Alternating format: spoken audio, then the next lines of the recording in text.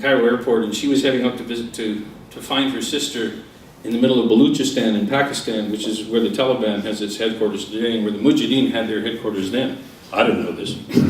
So I bought a ticket, and this is a story of the ticket.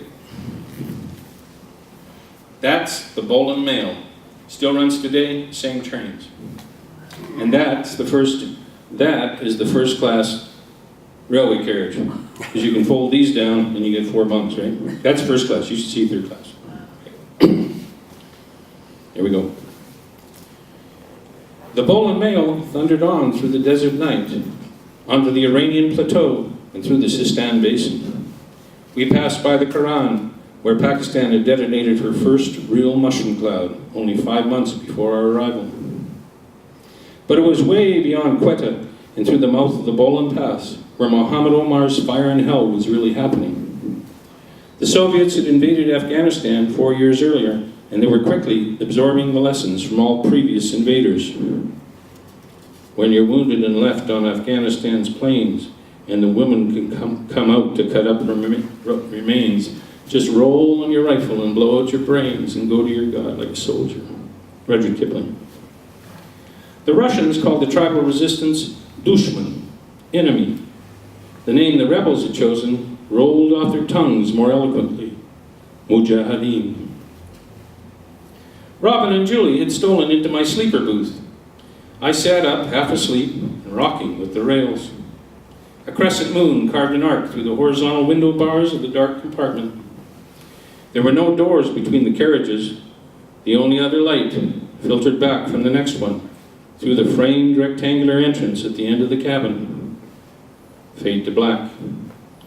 I looked up in my stupor to a halo of thin rays struggling to bend around the obstruction. Whatever it was big. At first I thought it was a bear, but I'd never seen one with a turban wearing orange pajamas. The rest of him was all black beard and white teeth. I could hear him thinking whether he wanted to be friendly or not. He entered the cabin and hovered above. Sit down, he ordered. I was already sitting. America good? He asked. I nodded in the affirmative. He was pleased. Russia good? Was the next question. I had it covered. Definitely not good. His teeth were blinding. Come, he ordered, pulling my elbow with a hand the size of the rest of me.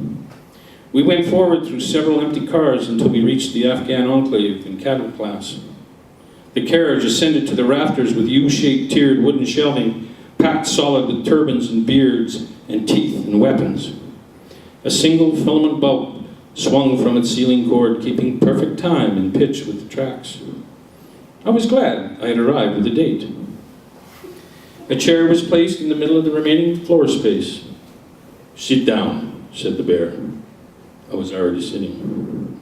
He raised an index finger to the rest of the tribe, and there commenced the lesson. America good? He asked. You danced with the one that brung you. I knew the drill. They were pleased. Russia good? Was the next question. I went for broke. No, I exploded, cutting the air with my right hand. If teeth were the measure of success, I should have thanked the Academy. It felt good to have so many new friends. The bear's name was Lala, a big, sweet, earnest puppy dog guy who we would get to know and love in the days to come. But it was still night, and in the still night, he escorted me back to first class. Sleep, he said, handing me a fistful of guavas. Who was that? Robin asked. Lala, I said. What does he do? She asked. Public relations, I said. I slept. So there's Lala in the middle there.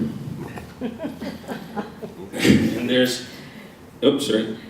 Yeah, that, I've got other photos of this. Yeah. All right, so last one. This one,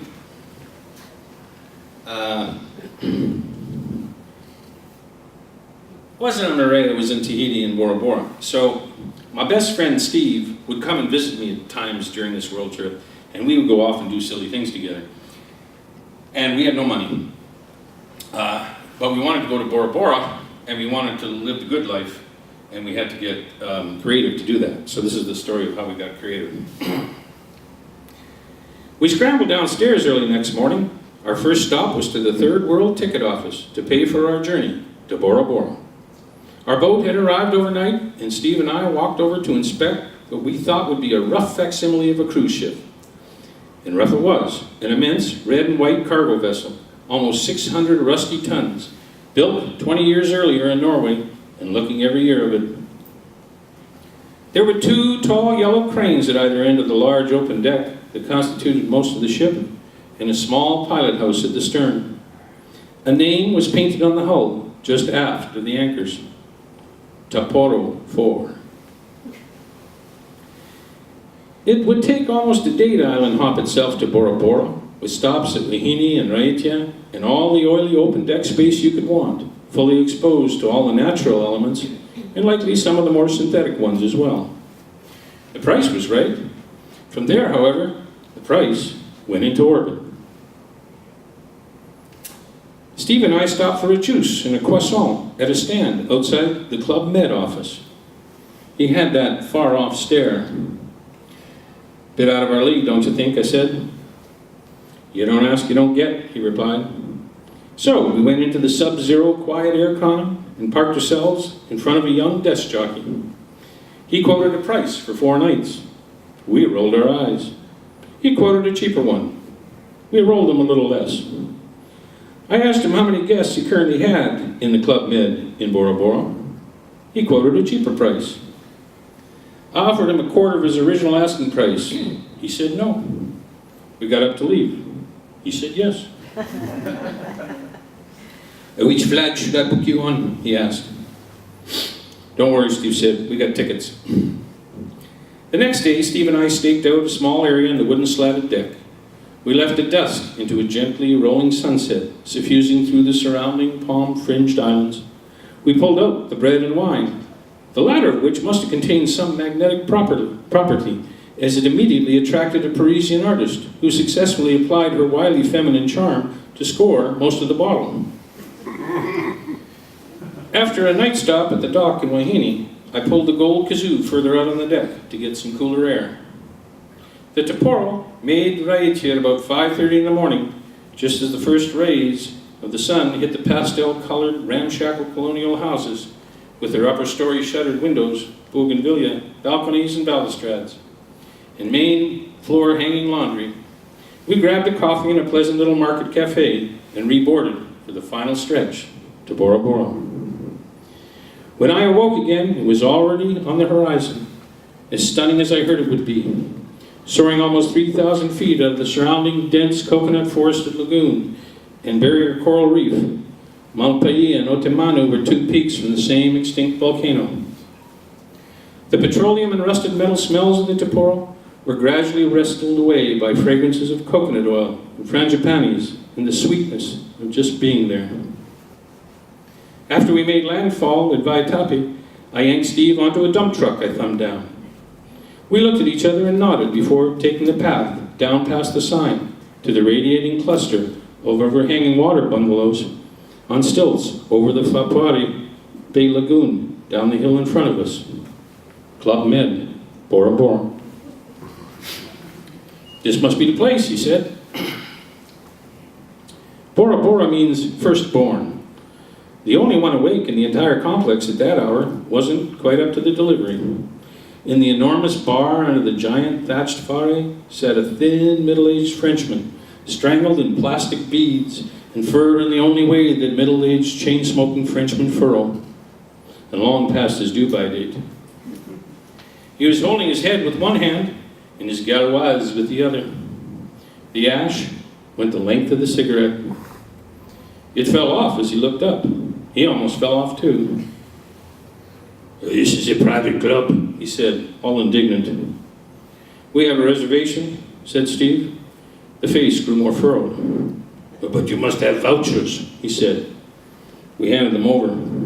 He looked at us, then the vouchers, then us again. "It's not a dream," I said. "We're real."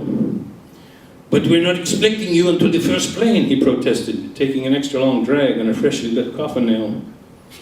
"We're here," Steve said. But how did you come, he asked. We came on the Toporo, I said. You came on the Toporo? It wasn't so much of a question as an expletive. Yeah, we came on the Toporo, said Steve. But the Toporo is a cargo ship, he said. Well, that would explain the oil stains on our tuxedos, I said. Game, set, match. Hey, Smokey, how about a little breakfast, Steve said, eyeing up the now burgeoning buffet. Mais oui, he said, bien sûr. They likely hadn't seen that much destruction on Bora Bora since the last Americans landed in Operation Bobcat. It wouldn't have been pretty for a man of sophistication like Smokey to watch. He left in a hurry shortly after directing one of the staff to show us to our bungalow if they ever finish eating. After we tried one of everything, one of the attendants took us down to number 2, our overwater bungalow, with the fish viewer in the floor. Cool, said Steve. It was cool.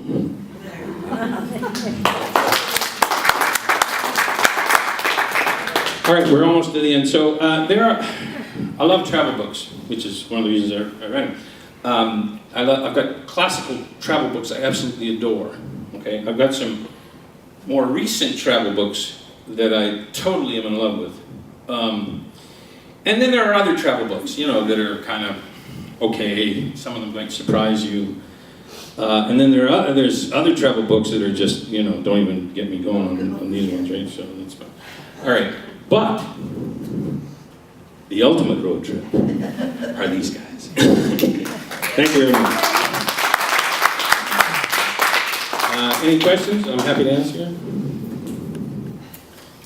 Okay, if not, then I'll tell you what it's going to cost you. I have a special on today. 1 book, 25.